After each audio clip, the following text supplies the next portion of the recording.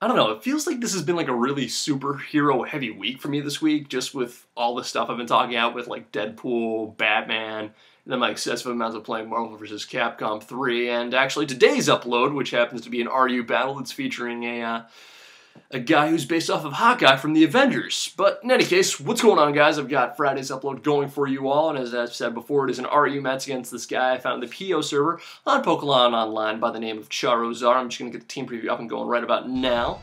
And yeah, so as I've said before, this team is based around a guy based off of Hawkeye, which is actually just my Drapion, because, you know, Sniper plus purple. Hawkeye's a purple guy. He wears purple costume with archery, you know. I don't know, correlation perhaps. You can just, you can perceive it however you want.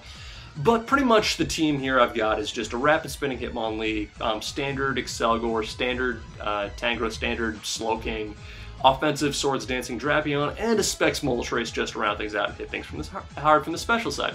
But looking at his team, the big threats I'm looking at here are the Cofagrigus and the Archeops. Just because Cofagrigus, I always seem to have trouble. I've been having like a ton of trouble lately just trying to take that thing down in RU. And if it does happen to get up both a Trick Room and a Nasty Plot, it can easily tear through pretty much my entire team.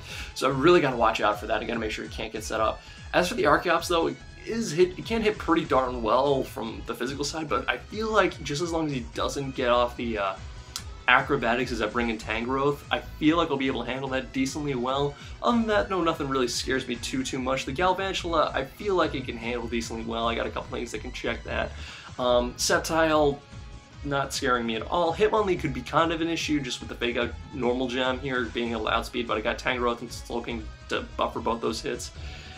And Sandslash, it's Sandslash. I mean, I can, surprisingly enough, I can actually hit it pretty hard with a lot of things on my team, so I'm not really scared of that too much. But other than that, though, that's pretty much it for the team preview. Yeah, let's jump right into the battle. So, he's going to lead off with his Cofagrigus as I lead off with my Slowking here, anticipating the lead with the Hitmonlee. I don't want that thing getting set up whatsoever, and I'm already thinking to myself, oh god, I gotta switch out now, bring in Moltres, and absolutely decimate this thing with a Fire Blast. Thankfully, though, he does not go for the Trick Room this turn, instead he just goes straight for the Nasty Plot, which is very nice, because had he gone for the Trick Room instead of the Nasty Plot, then I could have been just, it would have just been bad news bears, but thankfully I'm able to hit a KO that thing with the Specs Fire Blast, and in comes Hitmonlee in the switch now. I'm thinking this thing's probably going to go for the Fake Out here, try and do some damage, and then outspeed my Moltres with the Stone Edge, so I'm just going to bring in my Tangrowth at this point, just to buffer any hit he decides to go for, because I know for a fact Tangrowth can literally take any hit he wants to go for, bar like maybe a Blaze Kick, so I'm just going to Sleep Powder now on the Hitmonlee, and then he's going to bring in his Archeops next turn as I go for the Giga Drain. I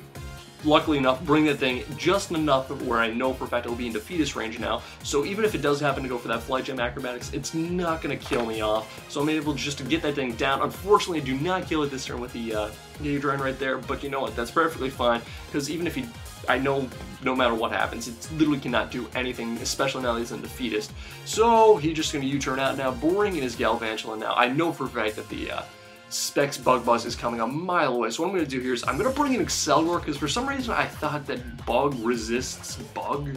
Don't ask me why I was thinking that, but I know for a fact I can outspeed and kill it off with an HP Rock, so that's not too big of an issue. Unfortunately, though, it does happen to be a double down this turn, just because I am packing Life Orb on my Excelgor near, not on lefties, but in any case now, in comes Archeops once more. I'm just going to bring in my Hitmonlee. Not entirely sure why, I mean, yeah, whatever, to each their own. Well, actually, I don't even know why I brought him in, but I go for the High Jump here. It does a ton of damage to that Sandslash, which is, like, very surprising, but because I know for a fact I don't want him only taking an Earthquake just yet, I'm just going to bring in Moltres now, go for the Hurricane, because Moltres does get Hurricane now this gen, and I'm actually going to absolutely annihilate that Sandslash.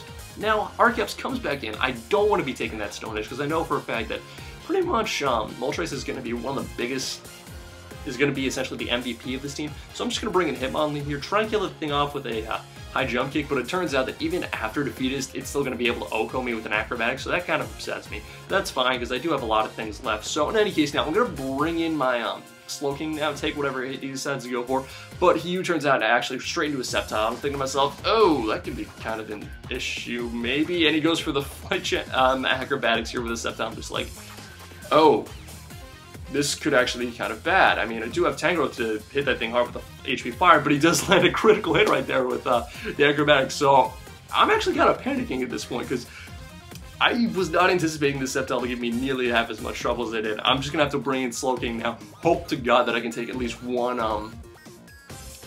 Leaf Blade from this thing and land the Thunder Wave, which is exactly what happened. But unfortunately, though, I'm gonna try and go for the Fire Blast this turn. He still manages to outspeed even after the paralysis, just because of Unburdening. I miss my Fire Blast and heals me off next turn with the Leaf Blade. But that's fine though, because I know I can bring in my Moltres this turn, absolutely decimate that thing with a Fire Blast now, and all I have to worry about left really is just his Archeops and his Hitmonlee, both of which I know I can handle the rest with Drapion with, so I'm just going to leave in Moltres and to die here, bring in Drapion now, and finish the job here with the Night Slasher 2, and then essentially win the game right there. So I'm just going to go for the Night Slash this turn. I don't even need to set up here at this point, because I know for a fact it's just kind of pointless. I'm going to Night Slash there, does about half, so I'm thinking next turn I'll probably be able to kill it off with an Earthquake, because I don't want to miss with Aqua Tail this turn. I'm just going to go for the Night Slash. I know I can take the Earthquake just because of natural defenses with Drapion. I know he's undefeated, so I'm just going to easily be able to take that thing out with the Night Slash. That is essentially going to be my game. So good game, Charozar. It was a pretty darn close match. Not as... I thought it was either going to be lopsided from either my end or your end, but hey, it turned out pretty well. I mean, I'm not going to complain too much. I mean, the hacks from the Sceptile was annoying, but I like closer matches these days, you know? I just like having closer matches. It just makes the battle all the more interesting, in my opinion. Shows me how I can adapt to the situation. But in any case, guys, if you enjoyed my content and want to see more of my material, you can always rate, comment, subscribe, and yeah, this is essentially Infinite Trials. So you're saying peace out, yo, and have a good one.